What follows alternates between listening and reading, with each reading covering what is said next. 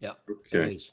Let's just record here on the 1st of July. It's the 1st of July, Yes, it is. and It it's is the Canada 1st Day. of July. And then some guy at Hydro said, wait a minute, it's the 1st of July. It's moving day. I know. Start up that friggin' chainsaw there, Jean-François. Let's cut down some friggin' tree. Wait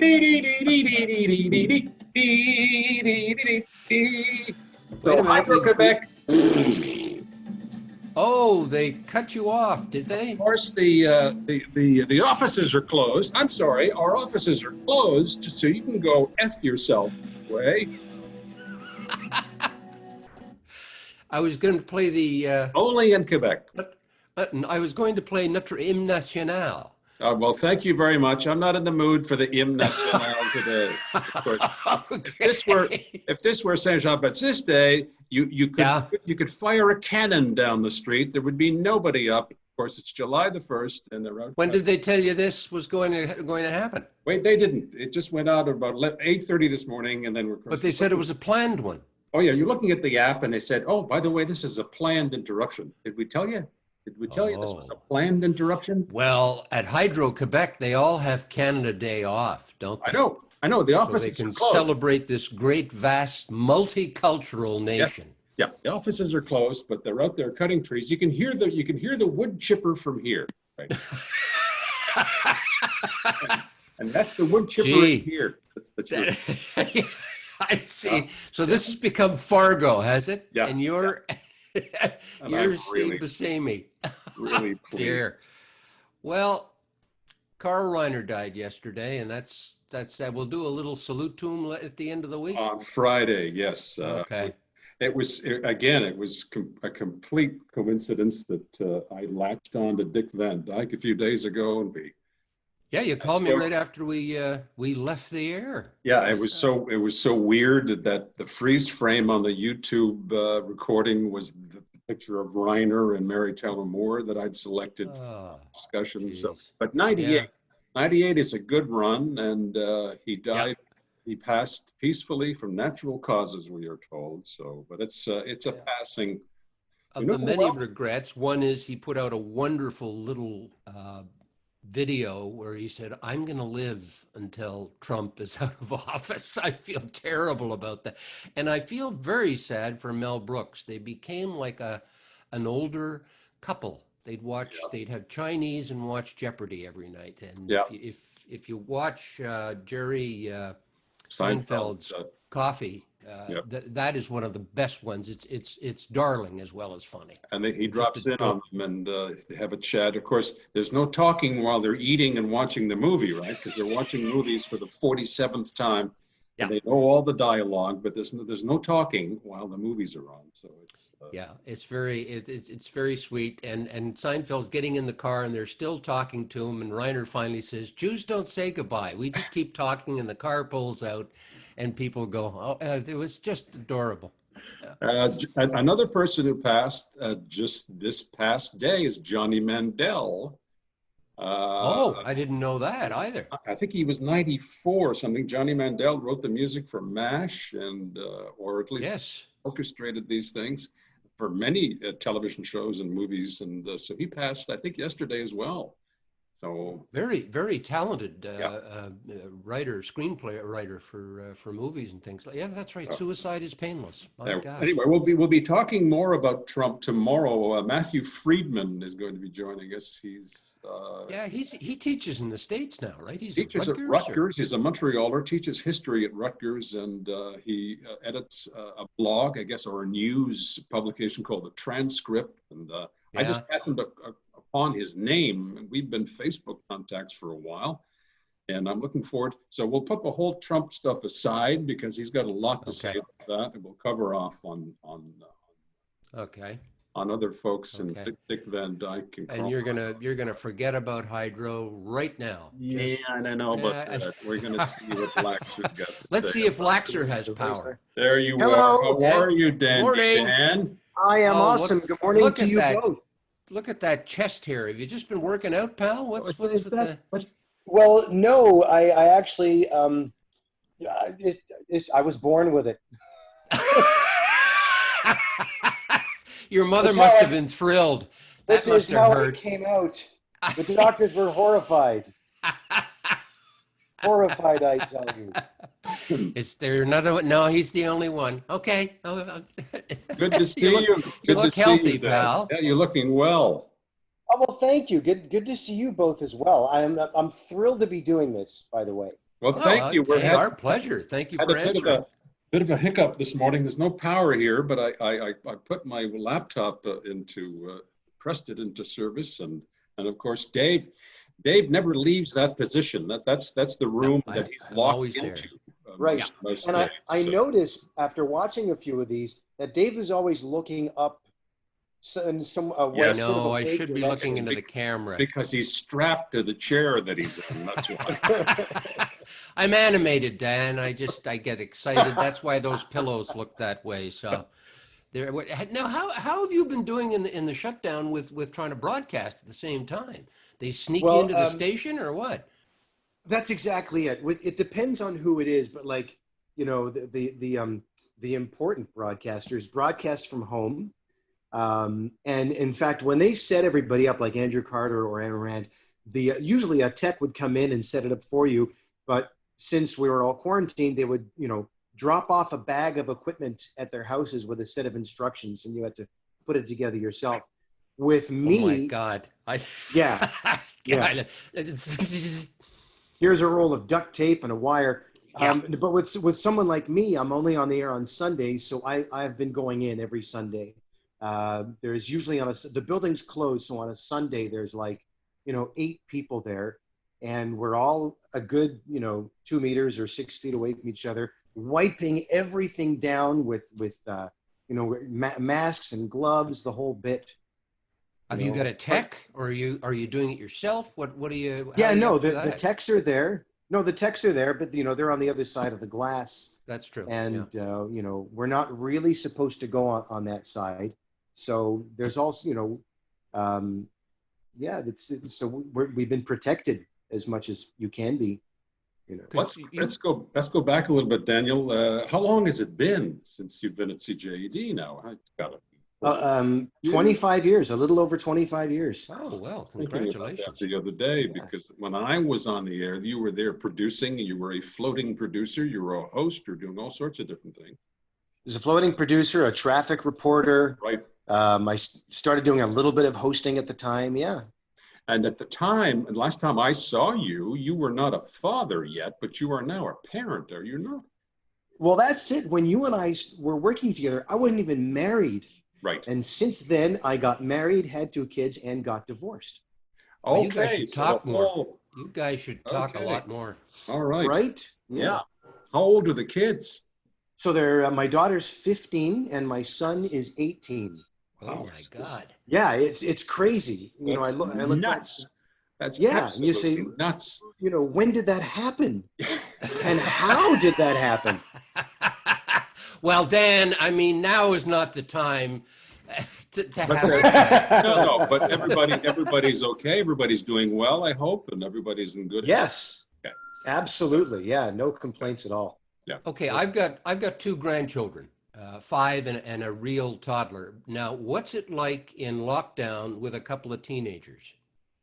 Well, And how are they coping emotionally? And so it's been interesting to watch. I'm in a bit of a different situation because my ex-wife lives maybe a 3-minute walk away from where I live, and my kids have been in both houses because in the beginning, you know, people ask, well, what do we do if we have a custodial agreement? And the government said, use your judgment.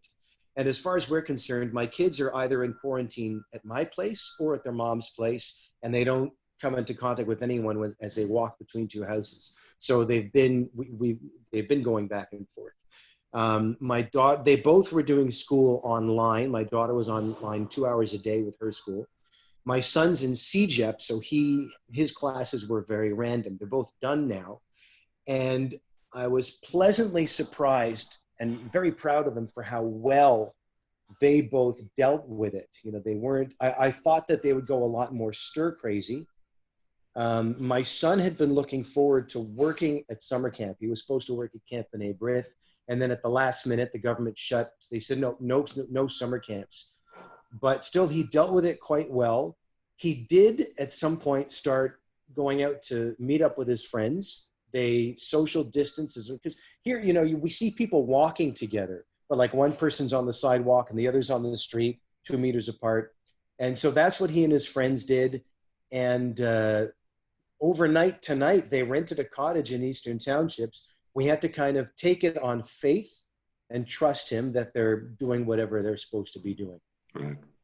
But other than that, they handled it very, very well. Oh, good. Well, good for them. Very and good. I'm just wondering about, because at that age they're looking at the opposite sex and going, gee, this is kind of nice. It must The be opposite a little, sex.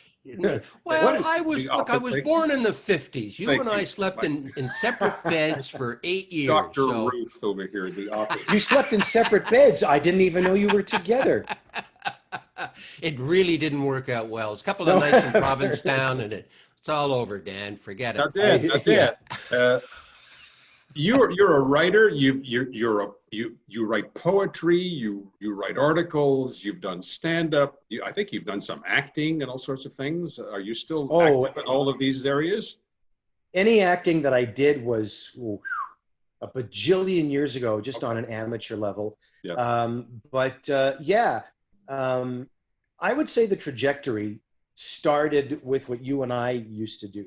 Because it was definitely radio that gave me the courage to attempt stand-up. And why I say it started with you is because being on your show was really the first actual hosting that I had done. That's right, because I used to drag you in there just to have somebody to talk to. Yeah. Lucky you, Dan. I hated taking calls. Yeah, I know. We'll talk about Steve Couch in a minute, because I contacted Steve a little while ago.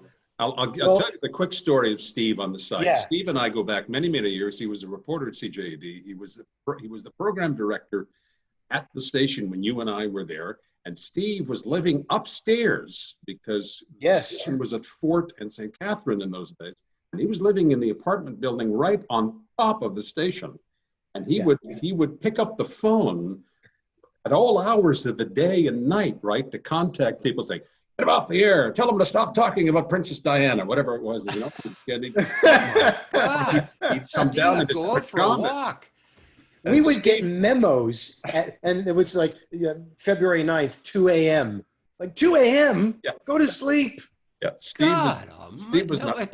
Anyway, I sent him a little message recently. I have not heard from him. I think he published something on his Facebook page to the effect that he was having some health difficulties. I hope he's well, and I hope to hear from him, because I'd like to get Steve on too. But those were the days when you and I were misbehaving on the air, and there was a guy named Drummond who used to call in from Montreal West. Montreal West, yeah. Yes. What was the first name though? Well, there was Don. I did call in as Don. We use that because this is what Happy Harry here used to call me always by. I never got my name right. It was always Don. Don Drummond of the Montreal West Drummonds. Yes, exactly. That's right. Yeah. Yes. Yeah, and complete and utter gibberish. So I got it. Was but just to finish off my two memories. Yeah, sorry, go on. Please continue. I'm sorry, Dan. It's your story. Please continue. Well, I was going to say that the two memories I have of that were one when our tech Mike was about to move to Yellowknife, and you said coming up after the break we'll talk to the mayor of Yellowknife. I forgot about that. You had him waiting on the line, did you, fellas? Oh, and you came on and all you kept saying was, "Yes, hello, I'm the mayor." But what really came to a head was we were having a New Year's broadcast. And I said to Yvan, you should just have people on that you've had throughout the year. So we had a few guests in studio, and Yvan said to me, "You know what I'm going to do? I'm going to get Bronstetter to come into studio, see what Steve thinks about that." And you sat in, because you were still at the Corpse at the time. Yes, and you were in studio at CJD as Don Drummond of the Montreal West Drummonds. I've never forgot it. That too, yes. Yeah. Monday morning, Steve Couch approached me and said, "So, was that Bronstetter you had on the radio with you?" And I said, "I don't know what you're talking about, Steve." Have a nice day. Yeah. Oh, geez. Yeah, well, I remember being in studio, but I didn't know we were on persona. That was, I yeah. don't. You Yeah, Okay. must yeah. have driven that poor man nuts. Oh, poor Steve. Yeah, we're telling stories in his absence now, so I'll try to get him on because Steve is he's always been very passionate about what he did. He was a news Yeah. reporter or a PD, a program director. So anyway, Yeah. try to get Steve. But I thought CBC producers were, tight Yeah, ass. Steve was Gee, he Steve should worked have very moved. hard, Yeah, but yeah. that's back in the day of Ed Cowell's diary and the cooking I wish they Yes. got that. Yeah, I love show. that. Dan, Please tell me you have those saved. I think I have some. I wish I had the audio because and Mike, I remember it was Acker Bilk's "Stranger by the Shore" was that there was the tune that he had picked to play in the background, So Yeah.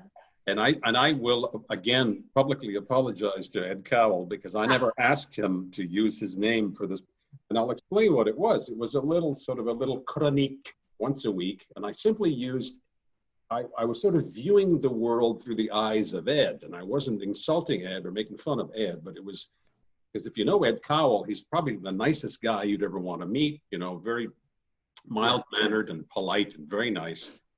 And I always looked upon the rest of the world going on about me doing outlandish things, but of course Ed would all take these things in stride and just sort of let it flow off with that music at the end. So I remember I had Air Melinda in the studio one day, and she laughed. She fell off. She choked. She couldn't speak. it was great stuff. Ed was a great guy. Ed is a great guy. Yeah.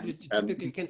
Dan, what happened? You mentioned poetry. Was this something of a therapeutic thing that you I started, never or read what? any poetry. I've been writing poetry since my university days. Not a lot of it, but semi-regularly. And it's funny that you should bring this up because I'm currently, haven't talked about this. I'm working on a book. Oh, good. Oh, cool. Yeah.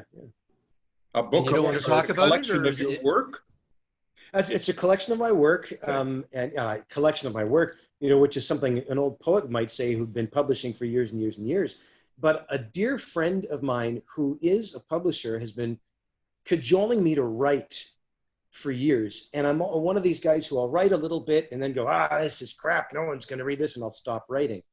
But I did, she said, look, it's time. You got to do this. And I decided she's right. So I've been working for the last few weeks on, going through some older poems and some newer poems, writing newer things. And I don't have a date for when it's going to be done, but being that she's a publisher, she said, look, here's a thing. You dump all your poems into here, and then when you're ready, we'll get an ISBN number and there's no turning back. And I went, well, okay, let's do this. So that's where I'm at. That's when reality hits you, boy. Yeah. Okay. Yeah, exactly. So have you got reams of stuff in boxes you're going through, or is it? Yes, I've got stuff on the computer. Plus, I wouldn't say reams and boxes, but bits and pieces in drawers here and there.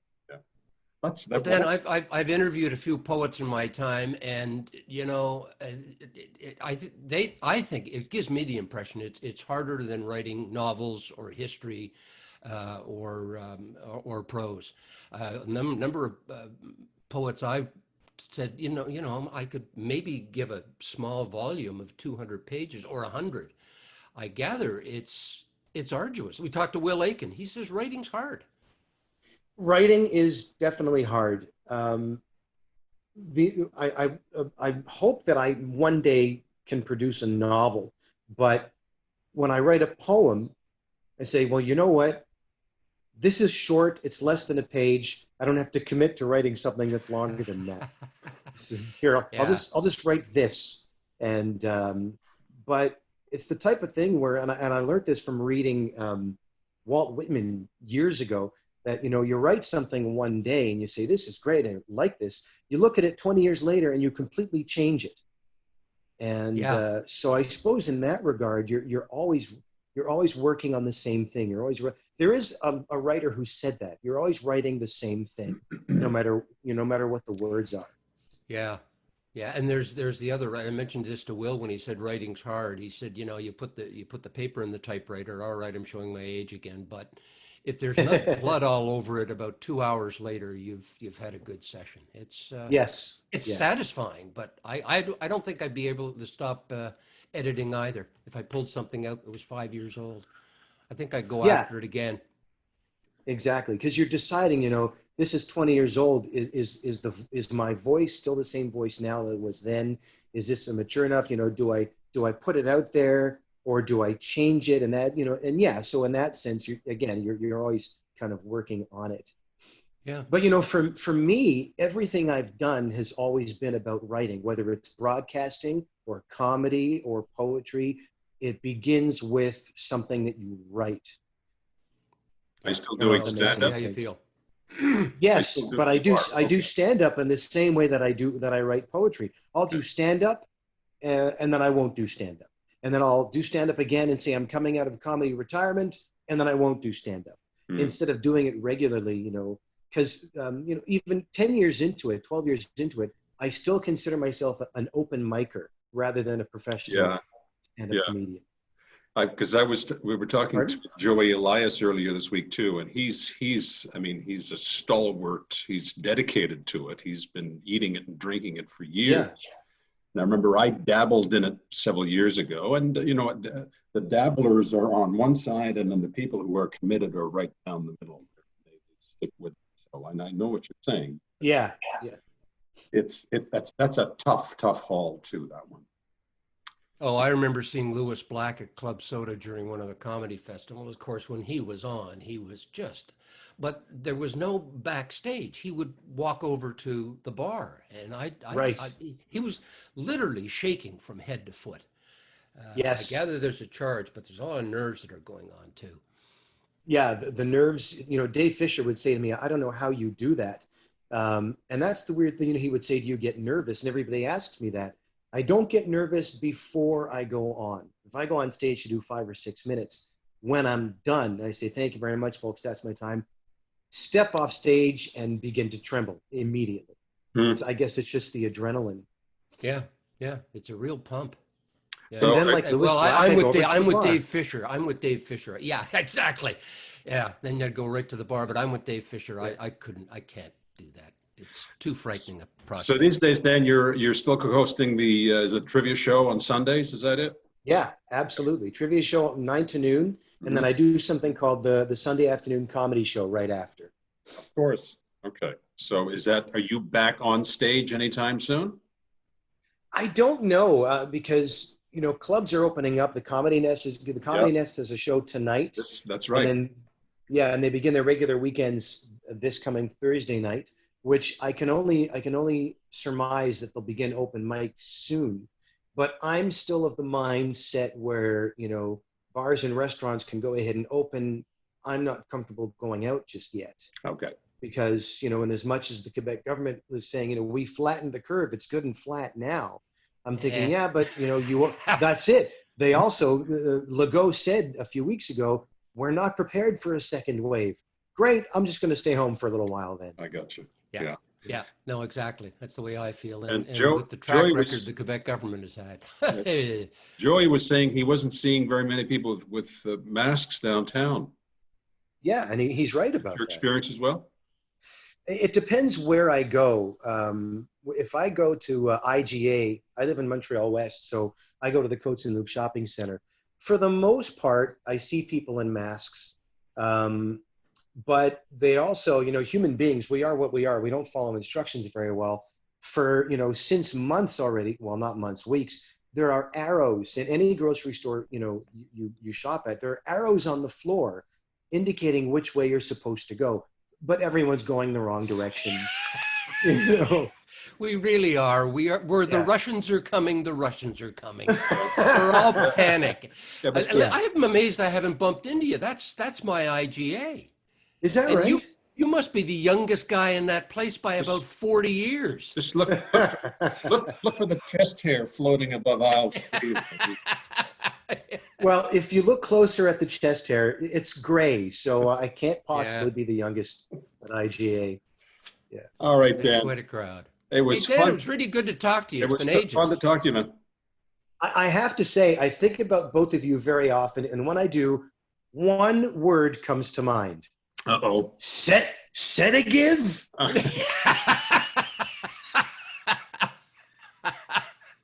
Yeah. That's a good finish. Thanks, pal. Take care. Take it easy, Dan. You Good to too. see you. Thanks so much for this, Good guys. luck. And keep us Great. Good to surprised talk to you, well. Dan. on the publishing of the book, too. Let us know when that comes together. Will do. Okay. Ciao, buddy. Bye. Dan Laxer. My goodness gracious. Hey, always involved I in didn't know something. you guys were neighbors. I didn't know you lived out your way. Well, it's amazing we haven't bumped into each other. And that's the EGA I go to. And I'd forgotten that we'd gotten you in studio at CJAD. That's 20 well, I remember that, years ago. but Dan had more involved memories than I do. I just Yeah. remember being there and remember most of the furniture was broken. Oh, yes. I remember you calling in studio. on several occasions. But Oh, yeah. One other little quick story. I was telling somebody the other day. We used to do a food show Yes. Saturday afternoons from 1 to 2, I think, or something like that.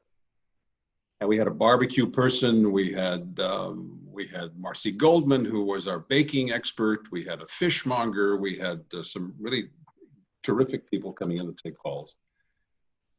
And I remember once I had a mother-daughter team who came in. This is a long time ago. They owned an oyster bar. I won't say where. I don't know if it's still in business or not. And they brought in a nice big collection of oysters on ice, and they shucked them all in the green room there. And then they came in they were supposed to be on between 1 and 1:30. The daughter only came into the studio. Mother stayed behind. So she came in with a tray of oysters and hot sauce and the lemon and everything else. So we go to news at 1 o'clock, and about 1:05 we come. It's the food show. So Who's I'm your newscaster on the weekends? I just have to ask that. It wasn't Derek or somebody. I don't remember who it was. I think Luciano Papilla was there, I think, in those days. Oh, yeah. Yeah, Great Luciano guy. was a good guy. So I sample a couple of the oysters, and she's saying, that's from so-and-so, and that's from the North Shore, and this and that. I said, that's great. So we cut to commercial about 10 minutes after the hour, or 12 minutes after the hour, and I turn off the microphone, and I say, you did a really good job. Thank you very much. I know you're a little nervous coming in, but that's terrific. Great, it's terrific. So when we come back from commercials, I'd like to ask you which oysters you like to eat, how you like to prepare them. And she goes, I said, what do you mean? What's wrong? She says, I wouldn't touch one of those things with a 10-foot pole. And I thought you're kidding me, right? And she said, no. She says, I wouldn't put one of those things in my mouth if you put a gun to my head. Why did she get in the business? 5 seconds later, we're back on the air, and I'm squirming, and a little bit of perspiration going down between my buttocks there, and I'm thinking, oh, okay, where are we going to go with this? So I filled another 20 minutes with her talking about what it was like to run a restaurant and this and that. But, oh, Jesus. You never got to the denouement. Oh God, it was insane. Yeah. You did have fun. It was insane, and you had. It was Sean Lyons teching at the time after? I think what's his name went to Yellowknife. What was the kid's name? I forget Mike's family name. He was a smart as a whip too. Yeah. But no, that was seat of your pants radio too. There was nothing to do with the CBC where they come up with scripts and they have meetings and everything. It's like, get Dave on the phone. We need to fill 10 minutes, so get him to play the mayor of Yellowknife for 10 minutes. I remember when Dan mentioned that. I'd forgotten. And all I said was, I'm the mayor of Yellow. Yeah. I didn't have a speech prepared. Yeah. So, oh, God. But Steve Couch is probably having a stroke right about now. Well, if Dan's been at it for 25 years, when he was starting out with you, he must have been a baby. I mean. Yeah, that's why it's been such a long time now? since I've seen him. Yeah, because this was that mid to late 90s, because I was there during the ice storm in 98. And you remember the whole kerfuffle about when the tower fell down on 800 and they went over and gave a check to the folks at down the street. Which was 940 CKGM, which was 990 CKGM. Yeah, right. And it was all news radio at that time, wasn't it? No, 990. I think they were Yeah, or something like that. So they gave him a check. They bought the frequency and the transmitter for a little while, and off they went. That's a long time ago. So Well, actually, the last time you, Dan, and Sean and I were out having drinks at a bar, yeah, looking over that's Dominion Square one night, having a couple 25 of years ago. belts. My goodness, how time Yeah. flies. Yeah. Anyway, Well, happy Canada Day, happy and Canada Day to you too. have you been told when you're going to get your power back? No, I don't hear any more wood chippers or saws. So they're probably going to go out for lunch, come back, look at each other for a couple of hours, sit in the truck and have a nap. Like I think about 2:30. Oh, God. Yeah. All right. Well, enjoy the day. Okay. We'll talk to you tomorrow. We'll talk. I hope we have power tomorrow. We'll talk to Matthew Friedman tomorrow All righty. Good about Mr. luck. Trump. Right. Bye.